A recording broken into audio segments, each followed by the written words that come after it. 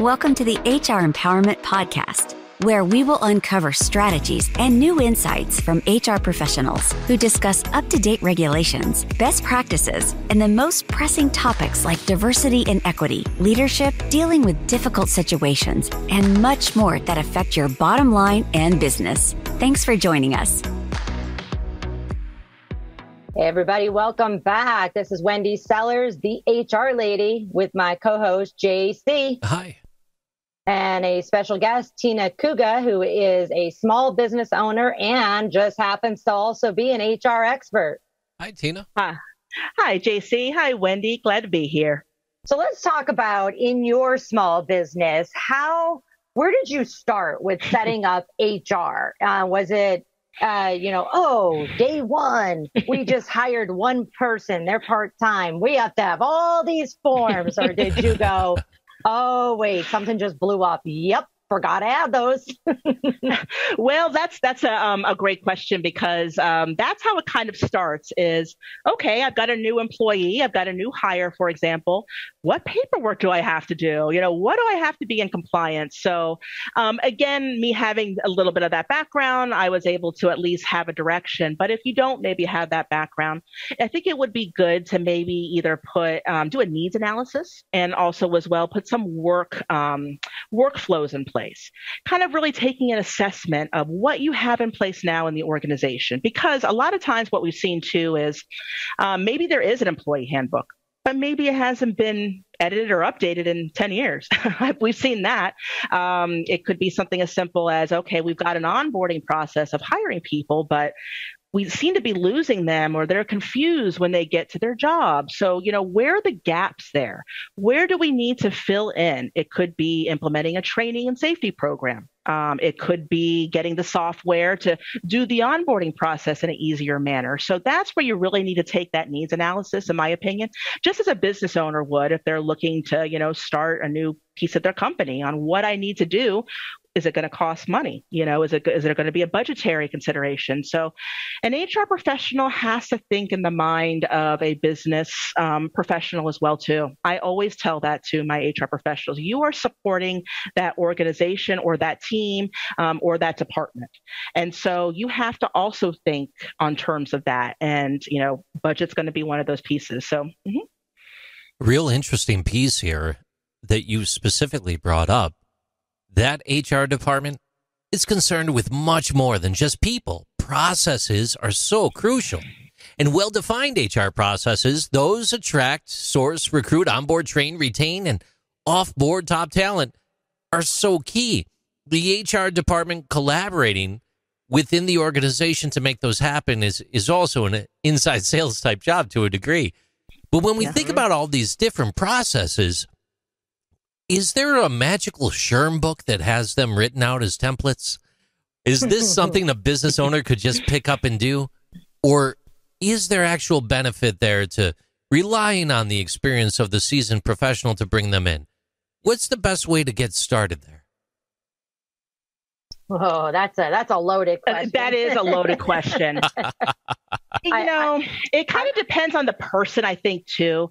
I'm speaking just for me personally. I'm a big self-starter, and I am a big researcher just in general. So if I don't know how to do something, I wish you guys were on video, but I have a nameplate at my desk that says, I don't know, Google it. IDK, Google it. So I end up doing a lot of my own research, but then, like I said, I ended up getting a membership with SHRM that helped a lot of the templates. But I also went and I started getting involved with some of the local SHRM chapters.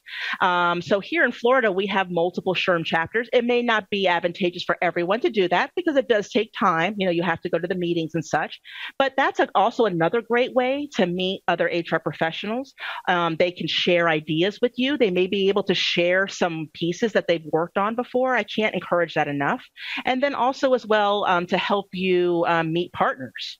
So if you don't even know where to begin, as we were talking about earlier, about trying to look at vendors and how to even source that, that might be also a good place to start. It's about networking too, and about talking to other HR professionals. If you're the only one there at the organization, you may feel like you're on an island. And so that can be very tough, but don't be afraid to talk to other people in other companies, other organizations, maybe possibly, like I said, a networking group, anyone that you feel can kind of give you that advice to help you get started on that. Yeah, absolutely. I would even go even a little bit step further on that, because I know many of you that are listening today may actually be the owners of the company, or maybe you're an ops person, the CEO, CFO, whatever it might be, and you're getting thrown into wearing the HR hat. So it's a small responsibility. For, Society of Human Resource Management, which is SHRM, or any other HR organization, just as Tina just said, just Google local HR chapters, and then things will come up. And you don't always have to be a member. You can go as a non-member. Some are free, some are super cheap. It depends what city you live in. I know in bigger cities across the United States, it's not free. Some other times you go in smaller cities and you can go to a chapter meeting once or twice for free before you join, or there's a nominal fee. It just depends on the local chapter. Both Tina and I have been on chapter boards, so we understand how it works, but you really can, the connections that you get there are super important. The greatest thing that I personally feel that has happened in the past couple of years, not because of a good reason, but because of the pandemic, was a lot of the chapters did go virtual. So you might be able to tap into like a New York City chapter when you're in San Diego or whatever and get some information. Just be careful you don't confuse the laws when you're listening. Make sure you check into the laws of your zip code. Go ahead, JC. Yeah, one of those great internal partnerships, too, without even having to reach out a house. Sometimes we get siloed within our organizations, especially when we might be talking larger organizations as you're heading up from small to mid, right? And you may actually have someone in-house skilled in business analytics, skilled in process improvement. And there's no harm in fostering those partnerships. Sometimes we might think that, yeah, they just focus on the compliance team, or they're just with the sales team. But they might actually have some great tools to bring to the table to help analyze your existing processes if you're looking to move that needle from A to B. Internal partnerships, something to keep your eyes on. Hey, yeah. As you move forward from that, though, real quick, Tina, Wendy, I got a big question for you.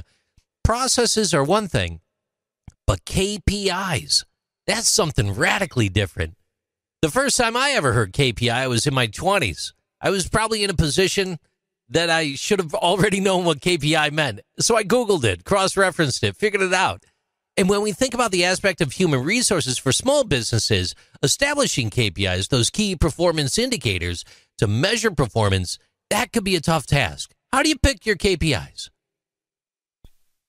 So I'll dive in here too, and for the listeners today, especially listeners who are with Aurora's podcast, we do metrics training on Aurora's platform as well too. So if there's not a live one coming up, there's definitely a video, a recorded one that you can tap into, because KPIs are huge. You, whoever's listening today, may be the recruiting person. You may be the onboarding person. So if you're in a small company, odds are pretty good you're wearing 7 other hats, right? Yeah. But maybe like JC just said, you can get 3 of the executives and say, okay, this executive over here is going to be the KPI person. This one over here who's, handling a little bit of HR is going to be the employee relations person. And maybe this person over here is going to be whatever, the benefits decider or employee relations. So you could split up the duties. You don't have to be one person for everything. And Tina, tell me about this, because you've been in large companies as well, is, when you expect one person, no matter what size company, to be an expert at KPI, recruiting, compensation, employee relations, benefits, is that a little bit extreme and asking a little bit too much? Yeah, absolutely. I mean, KPIs is going to be a measurement tool, right?